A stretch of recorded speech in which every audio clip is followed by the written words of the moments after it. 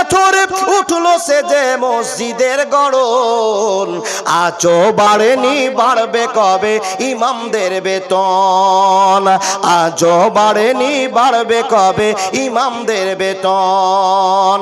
Marble পাথরে উঠলো সে যে মসজিদের গড়ন, আজও বাড়েনি বাড়বে কবে মুলবিদের বেতন, আজও বাড়েনি বাড়বে কবে ইমামদের বেতন। আমার ছেলে মেয়ে পড়ে অনেক দামি স্কুলে, 10,000 টাকা বেতন লাগে প্রতি মাস গেলে, ঠিক না ভুল? ও বাবা, যে ইমামকে বেতন দিয়েছেন মাত্র 3,000 টাকা, টাট্টা করে ওয়াজ শুনে যান। গ্রামের লোকের সুখের শেষ নাই, আর ইমামের পরিবার চলে না, বাধ্য করে 5,000 আটকে রেখেছেন। নামাজ পড়েন, নামাজ কাজে লাগবে না। মুসলমান আছেন কোথায়? বিপদের সময় মূল বিষয় মনে পড়েছে, যাকে আপনি 3,000 টাকা দিয়ে আটকে রেখেছেন। ও আল্লাহর বান্দা, সময় দূর দূর করে পার হতে চলেছে, আপনাকে বুঝাই। ওই লোকগুলোকে বলছেন নবী সাহাবাদেরকে, ভাই চলো না জি, আমাদের নেতাকে এরকম আক্রান্ত করেছে, সব জায়গায় ডাক্তার কবিরাজ করলাম, কোনো জায়গায় ভালো করতে পারলাম না, তোমরা যখন পারবা তো চলো। বন্ধুরে আমার, যখনই এই কথা লোকেরা প্রস্তাব রাখা, ওই কবিরাজরা বলছেন, নবীজির সাহাবারা বলছেন, না না না, ততক্ষণ পর্যন্ত আমরা যাব না যতক্ষণ পর্যন্ত আমাদের সঙ্গে কন্টাক্ট না হবে। আজ কিসের কন্টাক্ট? বলছে মুলবি সাহেবরা বিনা টাকায় ফুং মারে না, বুঝেননি? বিনা টাকায় ফুঁক মারে না। বলে কি নিবা? বলে 30টা ছাগল দিলে ফুঁক মারবো, নাহলে মারবো না। এত বড় কথা? বলে হ্যাঁ, তোমরা আমাদেরকে খাবার দিতে পারোনি, খারাপ মনে করেছো, ধারে সোদে আসলে পরিপূর্ণ করে ছাড়বো। তাই ভাই, তোমার ফুঁয়ে যদি কাজ হয়, আমরা 30টাই বকরি দিব। জোরে বলুন সুবহানাল্লাহ। এরা জি জিন দেখেননি, খবর শুনেছেন, জিনের রুগী দেখেছেন। এখন ওই রুগীটা ঠিক না ভুল আল্লাহ জানে। আচ্ছা, ইবলিস শয়তানকে দেখেছি না? এই যেদিকে মাথা চুকাচ্ছে, আবার বেশি রাত হলে এরকমই সমস্যা হয়। ও আল্লাহর বান্দা, দেখুন, কোরআন যখন আকাশ থেকে নাজিল হবে, নিয়ে আসবে জিবরাইল, তখন কোরআনের ভিতরে গোলমাল করে দেওয়ার জন্য ইবলিস শয়তান দল বল নিয়ে, জিন জাতিকে সাপোর্ট নিয়ে, একের পর আরেকজনের পর আরেকজন, এই করতে করতে করতে করতে একজনের ঘাড়ে আরেকজন, আরেকজনের ঘাড়ে আরেকজন, এই করতে করতে করতে আকাশের মাঝে গিয়ে, আকাশের ধারে গিয়ে, শেষ আকাশে গিয়ে কানে কান লাগিয়ে দিয়ে কান পেতে শুনছে আল্লাহ ফারিস্তাদেরকে কি অর্ডার করছে, কি আলোচনা করছে, আর তুরন্ত সে খবরটা নিয়ে এসে জাদুকরি কাজ শুরু করবে। আল্লাহ তাবারাক ওয়া তাআলা বলছেন, এ জিবরাইল, এ ফারিস্তার দলেরা, এত তোমরা সজাগ থাকবে, এত তোমরা সজাগ থাকবে, ইবলিস শয়তান যেন দল বল নিয়ে কোরআনকে না শুনতে পেয়ে যায়, জিন জাতিরা যেন কান দিয়ে না শুনতে পায়, এর জন্য তাদেরকে একটা বম মারতে হবে।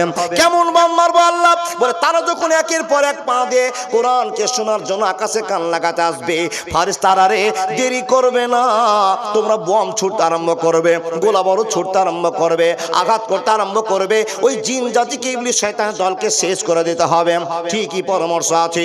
আকাশের মধ্যে যখন কোরআন নিয়ে আলোচনা করা হবে, এই আয়াতটা বিশ্ব নবীর কাছে নিয়ে যাওয়া হবে, তখন এই জিন জাতিরা ইবলিস শয়তানের দল বল চড়তে চড়তে আকাশের কাছে গিয়ে কান লাগাবে। যখনই কান লাগিয়েছে, হাজার হাজার ফারিস্তারা আল্লাহর আদেশ মতো আগুনের গোলাকে নিয়ে, আগুনের টুকরোকে নিয়ে ইবলিসের দলকে আঘাত করতে আরম্ভ করেছে, জিন জাতিকে আঘাত করতে আরম্ভ করেছে। কারো ডানা ভাঙলো, কারো হাত পুড়লো, কারো পা ভেঙে গেল, ঝরঝর করে আকাশ থেকে গড়ে পড়ে গেল।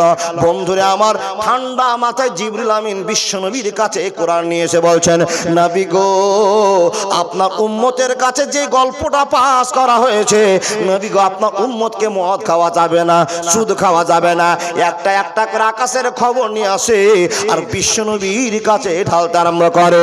যখন আল্লাহর আকাশের কোরআনটা নবী মুহাম্মদ রাসূলুল্লাহ সাল্লাল্লাহু আলাইহি ওয়াসাল্লামের কাছে বলতে আরম্ভ করে, বন্ধুরে, যখন এই কোরআন কোরআনের ভাষা ব্যবহার করতে আরম্ভ করে তখন বিশ্বনবীর চেহারা কেমন হয়ে যায় এই বর্ণনা না করলে আপনার মন ভরবে না।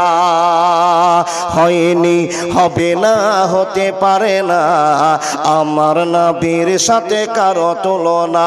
হায়রে তুলনা তো দূরের কথা, ছায়াও মিলে না। হয়নি, হবে না, হতে পারে না আমার নবীর সাথে কারো তুলনা। ইউসুফকে দেখে যারা আঙুল কেটেছে তারা কি বিশ্ব নবীর রূপ দেখেছে? আর দেখতো যদি কেটে দিত কলিজাখানা। হয়নি, হবে না, হতে পারে না আমার নবীর সাথে কারো তুলনা। একবার জোরে জোরে বলুন না সুবহানাল্লাহ। আকাশের গল্প শেষ, এবার কোরআন আসছে জমিনের মাটিতে, বিশ্ব নবীর উপরে চালু হবে, তাই না বাবা? একদিনের একটা গল্প শুনি। আপনার এখন বসে আছেন তো হতে পারে একজনের কাঁচা আর একজনের কাঁচার উপরে উঠে আছে, বড় হয়ে যদি বসেন। বিশ্ব নবীর কাছে একজন সাহাবা বসে আছেন যার নাম জায়েদ রাদিয়াল্লাহু তাআলা আনহু, মনে থাকবে? জায়েদ রাদিয়াল্লাহু তাআলা আনহুর পাটা নিচে আর বিশ্ব নবীর পাটা উপরে ঠেক দিয়ে বসে আছেন। বন্ধুরে আমার, আর এমন তো সময়ে জিবরিল আমিন কোরআনের বাক্য নিয়ে এসে নবীর কাছে এসে হাজির। ইয়া রাসূলুল্লাহ, ইয়া হাবিবাল্লাহ, ও আল্লাহর নবী, আপনার কাছে আল্লাহ একটা খবর দিয়ে পাঠিয়েছে। কি খবর আছে? এই খবর আছে। যখনই খবরটা আসা, বন্ধুরে বিশ্ব নবীর কাছে কোরআন তেলাওয়াত শুরু হয়ে গেল। কোরআনটা ঢালতে আরম্ভ করলো। বিশ্ব নবী কোরআনকে গ্রহণ করবেন। জায়েদ রাদিয়াল্লাহু তাআলা আনহু বলছেন, ওয়াল্লাহি, কসম আল্লাহর, কসম আল্লাহর, বিশ্ব নবীর পা উপরে আছিল, কোনো টেনশন ছিল না। হঠাৎ করে নবীজির পাটা যেন ভারী হতে আরম্ভ করলো। নবীর পাটা ভারী হতে আরম্ভ করলো। বিশ্ব নবী দিকে তাকাই, চোখগুলো লাল টকটকে হয়েছে, মুখটা লাল টকটকে হয়ে গিয়েছে, কপাল থেকে ঘাম ঝরতে আরম্ভ করেছে, গায়ের জামাগুলো ভিজতে আরম্ভ করেছে। আমি লক্ষ্য করছি বিশ্ব নবীর চেহারা কেন পরিবর্তন হয়ে গেল। কিন্তু জায়েদ জানে না আল্লাহ আকাশের বাণী কোরআনকে নবীর উপরে অবতীর্ণ করতে চেয়েছেন, অবতীর্ণ চালাচ্ছে। জিবরিল এসে কোরআন নাজিল করছে। এমন তো সময় জিবরিল আমিনের আওয়াজটা চলছে বিশ্ব নবীর উপরে। আর জায়েদ রাদিয়াল্লাহু তাআলা আনহু বলছেন, আমার পা যেন ভেঙে যাবে, আমার পা যেন ভেঙে চুরমার হয়ে যাবে। এত ভারী, এত কষ্ট। মনে মনে তাকিয়ে চিন্তা করলাম, আল্লাহ, নবীজির পা তো কোনোদিন এত ভারী হয় না। আমি নবীকে অনেক সেবা দিয়েছি, কিন্তু আজকে যে ভারীটা অনুভব করলাম নিশ্চয়ই কোনো কারণ হয়েছে। 5 মিনিট চলে গেল, 7 মিনিট চলে গেল, 10 মিনিট চলে গেল। রে আল্লাহর বান্দা বান্দিরা, কিছুক্ষণের মধ্যে আবার নবীজির পা হালকা হয়ে গেল। একবার জোরে বলুন লিল্লাহি তাকবীর। জায়েদ রাদিয়াল্লাহু তাআলা আনহু নবী মুহাম্মদকে জিজ্ঞেস করে বলছেন, ইয়া রাসূলুল্লাহ, ওগো আল্লাহর নবী, এখনই আপনার পায়ের নিচে আমার পাটা ছিল গো নবী, এত ভারী হয়ে গেল, এত ভারী হয়ে গেল। আপনাকে হাদিসের মাফহুমটা বুঝাচ্ছি, ইতিহাসটা বুঝাচ্ছি। রে আল্লাহর বান্দা, বক্তা তো তাদেরকে বলা হয় যে আপনার কাছে খুলে খুলে হাদিসটাকে বয়ান করে বুঝিয়ে দিবে। শুধু মানে করে দিলে সাকসেস হবে না। তাই উদু ইলা রাব্বিকা বিল হিকমাতে ওয়া মাউইজাতিল হাসানা কেটে কেটে বুঝাতে আরম্ভ করলাম। নবীজিকে বলা হলো, নবী গো, এত পা ভারী হয়ে গেল, তার কারণটা আপনি বলে দেন। বলে, জায়েদ শুনে নাও। কথা বলতে বলতে জিবরিল আমিন হঠাৎ করে হাজির হয়ে আমার উপরে কোরআন চালু করেছে, কোরআন বাণী আরম্ভ করেছে। এ জায়েদ, যখন কোরআন নাজিল করা হয় তখন আমার জন্য মোটামুটি ভারী হয়ে যায়, আমার জীবনটা যেন হ্যাস্ত হয়ে যায়, চোখগুলো লাল হয়ে যায়। এত প্রেসার, এত প্রেসার, এত প্রেসার। এই প্রেসারের জন্য আমার কপাল দিয়ে ঘাম ঝরতে ঝরতে জামা কাপড় ভিজে যায়। কোরআনকে দেখতে লাগছে ছোট, কিন্তু এই কোরআনের ভিতরে আছে কি, আল্লাহ দিয়েছেন কি, আজকে আপনাকে বুঝাবো। কি পেয়েছেন আর কত দামি জিনিস পেয়েছেন, আজও কোরআনকে চিনতে পারলে আগে চিনুন। এই কথাটা জায়েদের কাছে শুনলাম তো বিশ্বাস মোটামুটি হলো, আবার হলোও না। কাকে জিজ্ঞেস করব যে ও মা, কোরআনের কত মর্যাদা কি করে বুঝবো? মা আয়েশাকে জিজ্ঞেস করি, মা আয়েশা কি বলেন? বন্ধুরে আমার, মায়েশাকে জিজ্ঞেস করা হলো, মা, নবীজির কাছে যখন কোরআন নিয়ে আসতেন জিবরাইল, তখন নবীজির ব্যবস্থাপনা কি থাকতো, নবীজির চেহারার কি পরিবর্তন পেয়েছেন? মায়েশা রাদিয়াল্লাহু তাআলা আনহা বলছেন, নবীজির সে সময় যে চেহারার আকার হয়েছে আমি নিজের চোখে তা দেখেছি। ও মায়েশা, কি হয়েছে একটু বলে দিন, কেমন ভাব আপনি দেখেছেন বলে দিন। তো একই কথা বলছেন, নবীজির চোখগুলো লাল টকটকে হয়ে যাবে, এত জন হিট চলছে, এত জন তাপ চলছে, এত জন ক্ষমতা কেউ প্রয়োগ করছে। পুষ মাসের সমাতে ডিসেম্বর মাসে বিশ্বনবীর গায়ের জামা পর্যন্ত ভিজে গেছে। ভাই বাবা, যে কোরআনকে তো সহজভাবে চিনেছি, এই কোরআনের ক্ষমতা কি, এই কোরআনের শক্তি কি আমরা জানি না, কিন্তু প্রয়োগ এখন শুনতে পাচ্ছি, বুঝতে পারছি এর শক্তি কতটা আল্লাহ দিয়েছেন, কি প্রয়োগ করেছেন, আর কত কষ্টটা অনুভব করেছেন, সে কথা আপনাকে বুঝছি। আবার বলুন, আমার কথা সম্পূর্ণ বুঝতে পারছেন?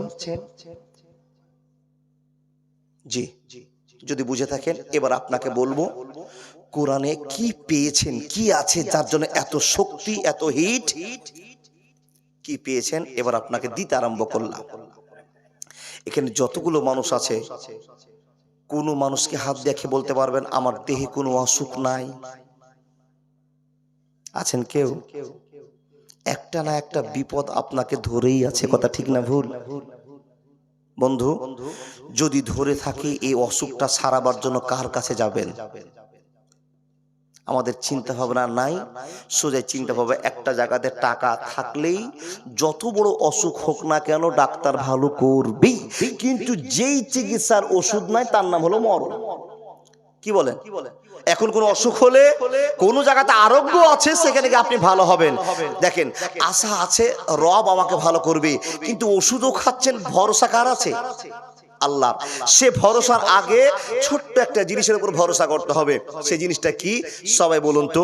বিসমিল্লাহির রহমানির রহিম, আলহামদুলিল্লাহি রাব্বিল আলামিন, আর রহমানির রহিম, মালিকি ইয়াউমিদ্দিন, ইয়াকা না'বুদু ওয়া ইয়াকা নাস্তাইন।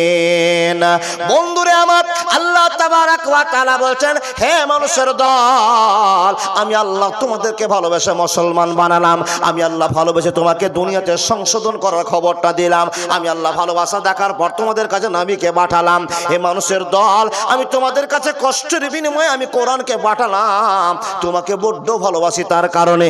কিন্তু বান্দারে, আমার ভালোবাসাকে হারিয়ে দিলি, আর যাকে তুই ভালোবাসার কথা ছিল তাকে আপনজন ভাবলে, কিন্তু একবারও বুঝতে পারলি না যাকে তুই আপন আপন বলে চিৎকার করছিস এরা তোর আপনজন নয়। আর যাকে তুই আপনজন ভেবেছিস সে তোর কোনোদিন আপন নয়, যাকে আজকে পর করেছিস সে তোর আপন। কবিতার মাধ্যম দিয়ে আল্লাহ রাব্বুল আলামিন জানাচ্ছে, আপন মানুষ চিনা বড় দায় রে, আপন মানুষ বোঝা বড় দায়, চাইলে তারে যায় না বলা, বুকের ভিতর কষ্টের মেলা, আপন মানুষ সবচেয়ে বেশি আপনকে কাদায়, আপনকে কাদায়, আপন মানুষ চিনা বড় দায় রে, আপন মানুষ বোঝা বড় দায়। বাবুই পাখি ঘর বাঁধিলে হয় না ঘরে ঠায়, ঝড় বাদলে কাটায় রে সে ঘরের দরজায়, পারে না সে ছাড়তে মায়া, ছাড়ে না ঠিকানা, আমি হলাম পথের পথিক সবই আমার জানা। আপন মানুষ সব জায়গাতে আপনকে কাদায়, আপনকে কাদায়, আপন মানুষ চিনা বড় দায় রে, আপন মানুষ বোঝা বড় দায়। কে আপন কে পর দুনিয়াতে আঘাত হয়েছে না বাপ? যাকে আপন বেশি ভাববেন তার কাছে বেশি কষ্ট পাবেন।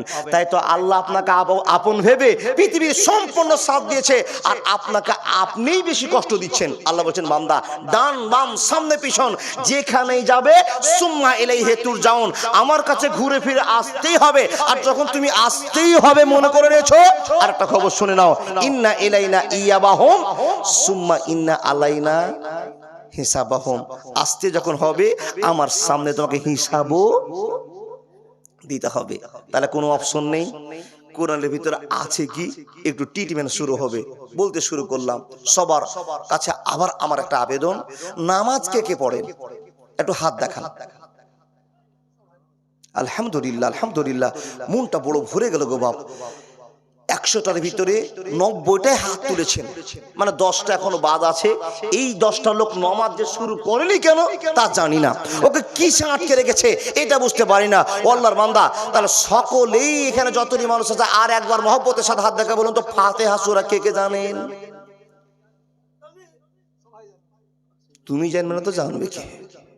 নামার হাত, হাতটা দুবার দেখালেন না, দুইবার। এই জিনিসগুলো সব সাক্ষী। যেই দিন মুখে আপনার ক্লোজ করে দেওয়া হবে সেই দিন আপনার হাত সাক্ষী দিয়ে বলবে আমি হাত তুলেছিলাম একটা মাহফিলে।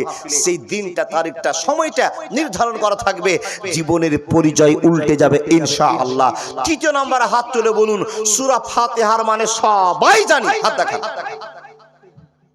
খুব হিসাব করে এখন শুনবো কিন্তু। কে কে সূরা ফাতিহার মানে জানেন? জি, হাত তুলেছিল বটে, কিন্তু হাত পড়ে গেলেও বটে। তার মানে সূরা ফাতিহা পড়েছি প্রত্যেক ওয়াক্তে গিয়ে 4 রাকাত 6 রাকাত 10 রাকাত যা নামাজ পড়েছি সব জায়গাতে সূরা ফাতিহাকে লাগিয়েছি। আর ফাতিহা ছাড়া নামাজও হবে না। জানাজার নামাজে তাও ফাতিহা না বাবা, ঈদের নামাজ পড়তে যাবো তাও ফাতিহা। ও বাবা, কোন কোন মানুষকে যদি জিজ্ঞেস করি ভাই ফাতিহা সূরা জানো, বলছি শুধু ফাতিহা কেন, আরো অনেক অনেক দোয়া জানি। তো 2টা দোয়া জানি। তো কি দোয়া জানো? বলে ফাতিহাও জানি, আলহামদুলিল্লাহি রাব্বিল আলামিনও জানি। জি, এখনো ওরকম কাসিম এখনো আছে যে ফাতিহাও জানে আর আলহামদুলিল্লাহি রাব্বিল আলামিনও জানে। আচ্ছা, এটা একটা সূরা না 2টা? এই তো জানি যে কাসিমই জানে এই কথা। জি, ও আল্লাহর বান্দা, এটা একটা সূরা আমরা জানি, কিন্তু এখনো কিছু নাদান আছে যারাকে জিজ্ঞেস যদি করা হয় ভাই ফাতিহা সূরা জানো, বলে হ্যাঁ বলো তো, আলহামদুলিল্লাহি রাব্বিল আলামিন আর রহমানির রহিম। আর কি সূরা জানো? বলে আলহামদুলিল্লাহি রাব্বিল আলামিন সূরাটা জানি, বলো তো, বলে পারে না। তাহলে বুঝে নিতে হবে এটা কিছুই বুঝে না, কোন রকম জামাই দেখার জন্য কৌশল পার করেছে। শ্বশুর বাড়ি থেকে দেখতে আসবে, এই কাজটা পার করার জন্য ফাতিহা সূরাটা কোন রকম মুখস্থ করেছে যে ফাতিহা বলবে তো আলহামদুলিল্লাহ বলতে শুরু করতে হবে। কিন্তু ফাতিহা কোনটা আর আলহামদুলিল্লাহি রাব্বিল আলামিন কোনটা এটাই বুঝতে পারেনি। এরকম হাজার আছে কিনা? এখানেই বসে আছে বাবা, হাসলে কি হলো, এখানে আসামি বসে আছে। ও বাবা, তাহলে এতদিন থেকে আপনি নামাজ পড়লেন, সূরা ফাতিহার মানে জানলেন না। আচ্ছা, মন আপনার নামাজ পড়ে ভরেছে? যদি সূরা ফাতিহা পড়ে আল্লাহকে বুঝাতে না পারলেন আমি কি বললাম, তার নামাজ পড়ে আপনি স্বাদ পাননি। সবে বলুন রব্বানা লাকাল হামদ হামদান কাসীরান তাইয়্যিবান মুবারাকান ফিরে বলি কিনা? আচ্ছা, এর মানেটা কারো জানা আছে? ইন্না লিল্লাহি ওয়া ইন্না ইলাইহি রাজিউন বলুন। আল্লাহুম্মা গফিরলি হাইয়ানা ওয়া মাইয়াতানা চলে গেল একদিকে। ও বাবা, আত্তাহিয়াতু লিল্লাহি ওয়াস সালাওয়াতু ওয়াত তাইয়্যিবাতু জানা আছে? সামি আল্লাহু লিমান হামিদা মানে জানা আছে? আহা, কিন্তু সবাই নামাজ পড়ি, 60 বছর থেকে নামাজ পড়ছি, কিন্তু কি বললাম আর কি আল্লাহ বলল এখন পর্যন্ত জানি না। ওই জন্য তো বলি নামাজ পড়ার পর এত মানুষের গোলমাল হয় কি করে, মসজিদে কেন মারামারি হয়? আল্লাহর বান্দা, এখান থেকে বুঝে নিতে হবে বেটা নামাজ পড়েছে 5 ঘন্টা ধরে, কিন্তু নামাজ কাজে লাগাতে পারেনি। বুঝেননি? মাওলানা আমাদের নামাজ হয়েছে এই কথা তো বলতে পারবো না। আপনার রব যা দয়া বেশি, আপনি এত সিজদা তাহাজ্জুদ নামাজ পড়েছেন, নামাজ সিজদা দিয়েছেন, দোয়া করেছেন, আল্লাহ আপনার কথা শুনেছে। কিন্তু আপনার কথা শোনার সঙ্গে সঙ্গে আল্লাহ আপনাকে খবর যে বান্দা ফাঁকা মাঠে গুলি ঝাড়ছিস রে, লাগলে লাগলো, না লাগলে না লাগলো। আমাদের নামাজটা তাই হয়েছে। এত দিন থেকে নামাজ পড়ছি কিন্তু মানে মতলব জানি না, আল্লাহকে কি বলে আসলাম আর কি আল্লাহ আমাকে বলছে এটাই বুঝতে পারেনি। আজকে বুঝবো, জানবো এই সূরা ফাতিহার ভিতরে আছে কি। ও বাবা, 114টা সূরার ভিতরে সবচাইতে দামি সূরা কে? সূরা ফাতিহা। বলে কেন? যদি দামি না হতো তো 1 নম্বরে এই সূরাটাকে আল্লাহ দিলেন কেন? তাই না? বন্ধুরে আমার, এখন আজকে ছোট্ট সময়ের ভিতরে জানবো সূরা ফাতিহার কত মূল্য, কত দাম।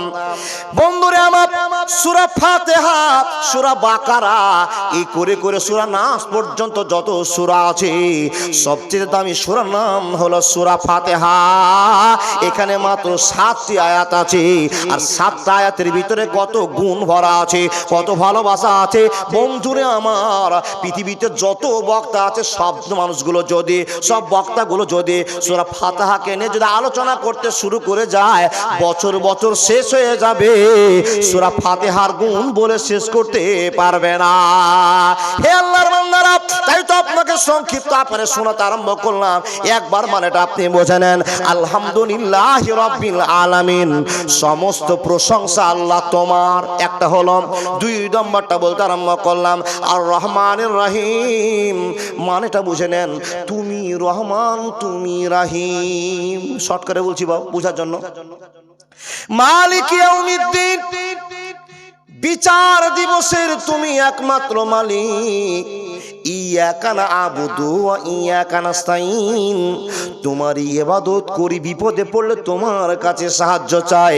ইহদিনাস সিরাতাল মুস্তাকিম, আল্লাহ তুমি আমাদের চলনের গঠনটা সোজা পথ বানিয়ে দাও। 4 নম্বর চলে গেল, 5 নম্বর চলে গেল, 6 নম্বর আপনি বলছেন সিরাতাল লাযিনা আন'আমতা আলাইহিম। সবাই একবার মুখ থেকে বলুন না, সিরাতাল লাযিনা আন'আমতা আলাইহিম গায়রিল মাগযুবি আলাইহিম ওয়ালাজ্জালিন। আমিন। আচ্ছা, আমিন মানে কি? কবুল করো। কি দোয়া করলেন? সমস্ত প্রশংসা তোমার, তুমি রহমান তুমি রহিম, বিচার দিবসের তুমি একমাত্র মালিক। 4th নম্বর আপনি বলছেন তোমার ইবাদত করি, বিপদে পড়লে তোমার কাছে চাই। সিরাতাল লাযিনা আন'আমতা আলাইহিম, মাবুদ গো, সমস্ত নায়কের পথ তুমি আমাদেরকে দেখাও, যে সমস্ত নায়কগুলোকে তুমি কবুল করে নিয়েছো, গ্রহণ করে নিয়েছো, জান্নাতে নায়ক নায়িকা বানিয়ে দিয়েছো, তাদের পথ দেখাও। গায়রিল মাগযুবি আলাইহিম, ওদের পথ তুমি দেখাও না যে পথের মানুষগুলোকে তুমি গুমরাহ পথে ছেড়ে দিয়েছো, ওই পথের আমরাকে পথিক বানিয়ে দিও না। বন্ধুরে আমার, গায়রিল মাগযুবি আলাইহিম ওয়ালাজ্জালিন, আমিন বলে আপনি সাপোর্ট করলেন। বন্ধুরে আমার, এত সুন্দর কথাটা কতটা দাম, কতটা মূল্য আপনাকে আজকে বুঝাতে চেয়েছি। হে আল্লাহর বান্দা বান্দিরা, সূরা ফাতিহার কত দাম। এই সূরা ফাতিহাটাকে 14টা ভাগে ভাগ করা হয়েছে।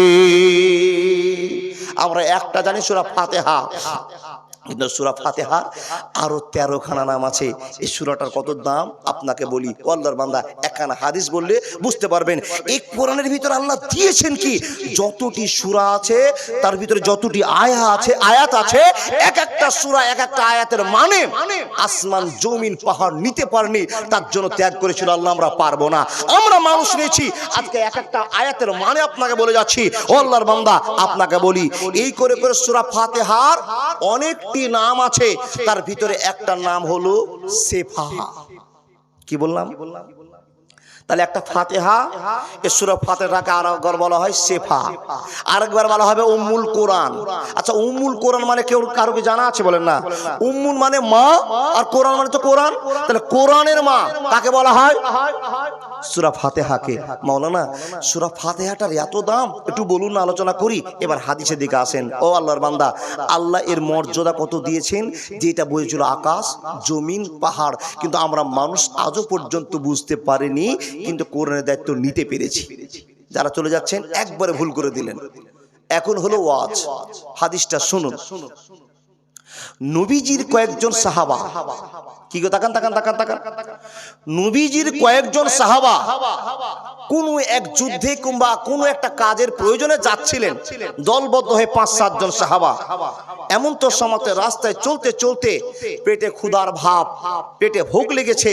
এমন তো সময়তে কোনো গ্রামের কাছে গিয়ে আবেদন করলো, গ্রামবাসীরা আমরা মক্কা থেকে এসেছি, মদিনা থেকে এসেছি, আমরা খুব দুর্দশার মধ্যে আছি, তো আপনারা পারলে আমাদেরকে একটু হেল্প করুন, সাহায্য করুন, আমরা খুবই ক্ষুধায় কাতর হয়ে গেছি। কাকে বললেন বাপ? গ্রামের মানুষকে। বন্ধুরে আমার, কোন গ্রামের মানুষের কাছে প্রস্তাব করা, আর প্রস্তাবটা যখনই করেছে বন্ধু, গ্রামের একটাও লোকেরা তাকে সাহায্য করলো না, তাদেরকে সাহায্য করলো না, সবাই নিজের নিজের মুখ ফিরিয়ে বাড়ির দিকে চলে গেল। এই সাহাবা দলেরা বড় বইমুখ হয়ে গেল, অপমানিত হলো। বন্ধুরে আমার, নিজের টেনশনকে সামনে রেখে, নিজের পেটের ক্ষুধাকে সামনে রেখে চলতে আরম্ভ করলো। মানুষ রে, এ চলতে চলতে চলতে চলতে চলতে চলতে কিছু দূর যেমন গাওয়া, ওইখানে গিয়ে একটা ঘটনা ঘটে গেল। যে ঘটনাটা কোরআন থেকে প্রমাণ, হাদিস থেকে প্রমাণ, আপনাকে বুঝে নিতে হবে। দেখেন দেখেন, এই গ্রামটার নাম কি জি? বাহির কাপ। কয়েকবার এসেছি তারপর ভুলে যাচ্ছি না। বাহির কাপ, খাপ না কাপ? কাপ। জি জি জি।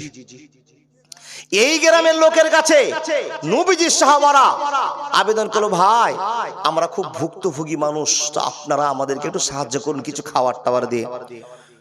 বাহির কাপের মানুষেরা কেউ সাহায্য করলো না,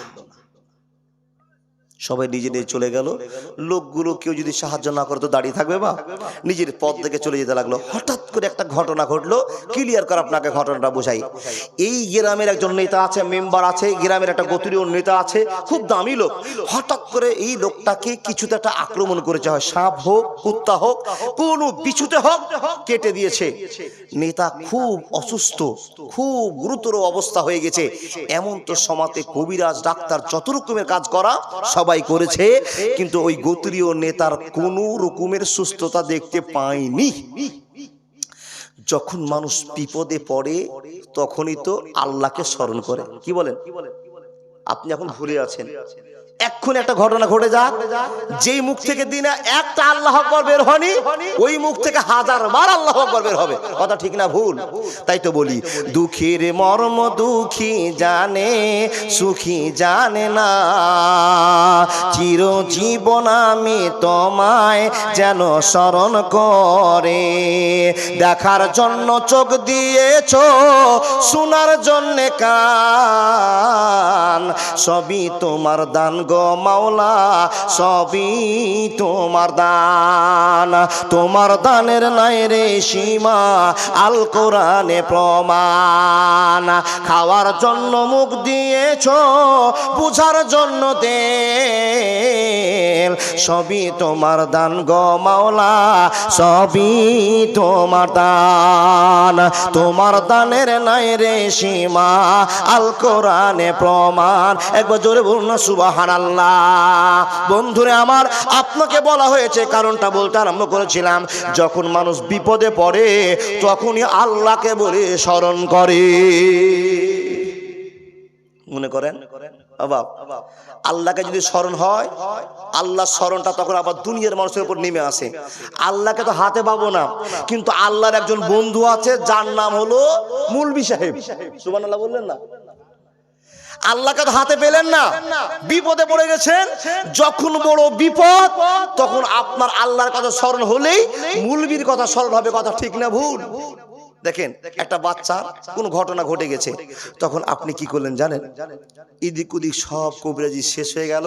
লাস্টে মক্তবের মুলবিকে বলছেন, ভাই একটু পানি পড়ে দাও না জি। একটা শিশিতে করে, বোতলে করে পানি নিয়ে গেছেন।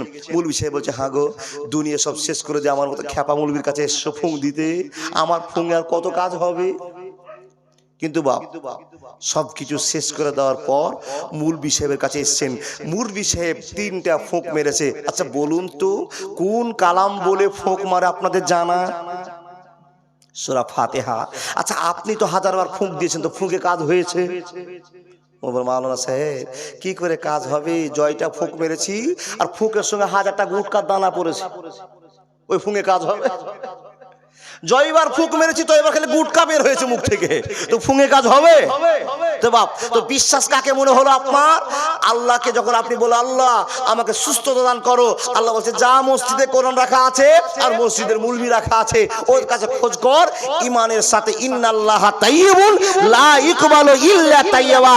ও বান্দা বান্দিরা যাও, আমার মুলবি সাহেব রাখা আছে, ইমানের সাথে যদি সূরা ফাতিহা বলে ফুঁক মেরে দেয় আমি আল্লাহ সাহায্য করব, কেউ রক্ষা করতে পারবে না। আপনাকে বলি মুলবিকে যখনই আপনি খারাপ মনে করেন, যেরকমই আপনি ভাবেন, মুলবির কাছে একদিন যেতেই হবে, আপনাকে হাজির হতে হবে। যদি জিন্দাতে না হয় মরণেও আপনাকে মুলবির দিকে তাকিয়ে থাকতে হবে। আপনার কাছে যে লোকটাকে জানাজা পড়বে, একটা মুলবি নাই যাকে আপনি ঘৃণা মর্জি করছিলেন, সেই মুলবি কোনো দিক থেকে জুটে গেছে আপনার জানাজাতে, জানাজার সামনে আছে। মুলবির সঙ্গে বেশি ফাজলামো করিয়েন না, না তো জানাজা টেঁড়া করে বলে দিয়ে, জানাজা টেঁড়া করে বলে দিয়ে কবরে শাস্তির ব্যবস্থা করে দিবে। বাপ অন্য মুলবি দেখেন, মুলবি সাহেবকে সম্মান দিন, জীবনের সম্মান পাবেন। মুলবি সাহেবকে দেখতে খ্যাপা মনে হয়, পাগল মনে হয়, তার কারণ মুলবি সাহেবের বড় বড় দাড়ি উড়ে একদিকে চলে গেছে, হাওয়া বইছে, তুমি দেখ দেখ দেখ দেখ দেখ দেখ মুলবি সাহেব কত পাগল। মুলবি সাহেব দাড়িতেই চলে গেছে, দাড়িটাকে ছাঁটতেও জানে। পাঞ্জাবি আর পায়জামা পরে সাইকেল আছে, বাবা পাঞ্জাবি উড়ে কোথায় চলে গেছে পিছনে, আর এদিকে পা দুটো বেরিয়ে আসে। মানুষ বলছে দেখ কত পাগলা। ও বাপ, যাকে পাগল মনে করছেন এ আসলেই পাগল নয়, দুনিয়ার পাগল হলে আখিরাতের পণ্ডিত। জোরে বলুন সুবহানাল্লাহ। আমার ভাই কাসিম বসে আছে, একে আমরা সবাই পাগল মনে করি না বাবা, কিন্তু এর সঙ্গে যারা বন্ধুত্ব রাখবে কিয়ামতের মাঠে এই কাসিম হবে পণ্ডিত আর আমরা হব বোকা। এই কথাটা আমি আমার মুখ থেকে বলছি না, মুখ আমার, ঘটনা বিশ্বনবী বলে যায়। যাকে আপনি পাগল মনে করছেন সে আসলে পাগল নয়। এরা একই বলছিলাম, এই গ্রামের লোকেরা ঝাড়ফুঁক করলো বটে, কোনো মতেই শান্তি পেল না। কেউ বললো হাগো যে লোকগুলো আমাদের কাছে খাওয়ার চেয়েছিল ওই লোকগুলো তো মুলবি মাওলানা পাঞ্জাবি পরা লোক, টুপিওয়ালা লোক, নিশ্চয়ই ভালো লোক, তো সেই লোকগুলোর কাছে চলো তো খবর নিয়ে। বন্ধুরে আমার, যখনই কারো মনে কথাটা ধরা পড়া মুলবি সাহেবের কাছে দাম আছে, পাঞ্জাবের পরা লোক ভালো হতে পারে, দাড়িওয়ালা লোক ভালো হতে পারে, ওরা ফুঁক ফাঁক অনেক কিছু জানা থাকতে পারে, তো চলো চলো চলো ওই লোকগুলোর কাছে খবর নেওয়া যাক। ওই লোকগুলোর কাছে খবর নিতে গিয়ে বলছে ভাইরা রে, তোমরা তো 7 জন 10 জন 15 জন লোক আছো, আমাদের বংশী একজন লোককে, আমাদের মেম্বারকে, আমাদের প্রধানকে, আমাদের এমএলএ কে সাপে কামড়ে নিয়েছে, কুকুরে কামড়ে নিয়েছে, একটা ক্ষতির মধ্যে পড়েছে, তো তোমাদের ভিতরে কেউ কি কবিরাজ আছে যে কবিরাজ ফুঁক দিয়ে আমাদের এই নেতাকে ভালো করতে পারে? গোটা গ্রামের লোকেরা খবর পাঠাচ্ছে, নবীজির সাহাবাদের মধ্য থেকে একজন সাহাবা বলছে আমি জানি কবিরাজি। সুবহানাল্লাহ বলুন। কবিরাজি জানো? বলে কি কবিরাজি জানো? বলে যে কোনো অসুখের জন্য আমি কবিরাজি জানি, বা বুঝার জন্য আছে। সেই লোকটাকে বলছে ভাই যখন আপনি কবিরাজি জানেন, যখন আপনি দুয়া সূরা করতে জানেন, তো চলুন তো আমাদের নেতাকে ফুঁক দিয়ে আপনি ভালো করেন, আপনি কবিরাজিটা চালু করে দেন। কবিরাজ বলছেন না না না, অত বোকা কবিরাজ আমরা না। কেন না? কেন না? হ্যাঁ মানুষের দল, বিপদে তোমরা মুলবিকে মনে করবে আর আনন্দের সময় মুলবি মনে থাকবে না, তোমাদেরকে ঠেকিয়ে ছাড়বো, বিনা টাকাতে ফুঁক মারা হবে না। মার্বেল পাথরে উঠলো সে যে মসজিদের গড়ন, আজও বাড়েনি বাড়বে কবে ইমামদের বেতন, আজও বাড়েনি বাড়বে কবে ইমামদের বেতন। মার্বেল পাথরে উঠলো সে যে মসজিদের গড়ন, আজও বাড়েনি বাড়বে কবে মুলবিদের বেতন, আজও বাড়েনি বাড়বে কবে ইমামদের বেতন। আমার ছেলে মেয়ে পড়ে অনেক দামি স্কুলে, 10,000 টাকা বেতন লাগে প্রতি মাস গেলে, ঠিক না ভুল? ও বাবা, যে ইমামকে বেতন দিয়েছেন মাত্র 3,000 টাকা, টাট্টা করে অত শুনে যান। গ্রামের লোকের সুখের শেষ নাই, আর ইমামের পরিবার চলে না, বাধ্য করে 5,000 আটকে রেখেছেন, নামাজ পড়েন, নামাজ কাজে লাগবে না। মুসলমান আছেন কোথায়? বিপদের সময় মূলবি সাহেব মনে পড়েছে, যাকে আপনি 3000 টাকা দিয়ে আটকে রেখেছেন। ও আল্লাহর বান্দা, সময় দূর দূর করে পার হতে চলেছে, আপনাকে বুঝাই। ওই লোকগুলোকে বলছে নবী সাহাবাদেরকে, ভাই চলো না জি, আমাদের নেতাকে এরকম আক্রান্ত করেছে, সব জায়গায় ডাক্তার কবিরাজ করলাম, কোনো জায়গায় ভালো করতে পারলাম না, তোমরা যখন পারবা তো চলো। বন্ধুরে আমার, যখনই এই কথা লোকেরা প্রস্তাব রাখা, ওই কবিরাজরা বলছেন, নবীজির সাহাবারা বলছেন, না না না, ততক্ষণ পর্যন্ত আমরা যাব না যতক্ষণ পর্যন্ত আমাদের সঙ্গে কন্টাক্ট না হবে। আজ কিসের কন্টাক্ট? বলছে মূলবি সাহেবরা বিনা টাকায় ফুং মারে না, বুঝেননি? বিনা টাকায় ফুঁক মারে না। বলে কি নিবাব? বলে 30টা ছাগল দিলে ফুঁক মারবো, নাহলে মারবো না। এত বড় কথা? বলে হ্যাঁ, তোমরা আমাদেরকে খাবার দিতে পারোনি, খারাপ মনে করেছো, ধারে সোদে আসলে পরিপূর্ণ করে ছাড়বো। তাই ভাই, তোমার ফুঁয়ে যদি কাজ হয়, আমরা 30টাই বকরি দিব। জোরে বলুন সুবহানাল্লাহ।